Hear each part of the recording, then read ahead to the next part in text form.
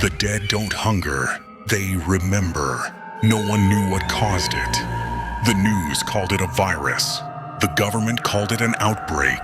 But when the dead started whispering names, we knew it was something else. The first zombie I saw was my neighbor. He stood in the street at dawn, skin gray and split open, jaw hanging by threads of meat. But he wasn't groaning. He was crying. Samuel, he whispered. That was his son's name. I raised my gun, hands shaking. The trigger felt heavier than it ever had before. Then he looked straight at me. You left me, I fired. His body collapsed, but the words stayed in the air like smoke. By nightfall, the city was screaming. Zombies didn't chase people randomly. They searched. They moved with purpose, dragging broken legs through alleys, crawling up staircases, pounding on doors they remembered. They went to old homes, old hospitals, old graves. They went to the people who had hurt them. I learned the truth when my radio crackled to life. They retain memories, emotional memory, trauma, regret, rage. The dead are not feeding, they are confronting. The signal died in static.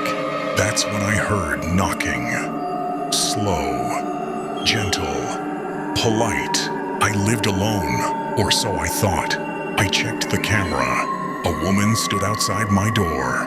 Her face was torn, eyes clouded white, neck bent at the wrong angle. My mother, she died 5 years ago. I sank to the floor as her voice slid through the door like a blade. Why didn't you come back for me? I screamed for her to leave.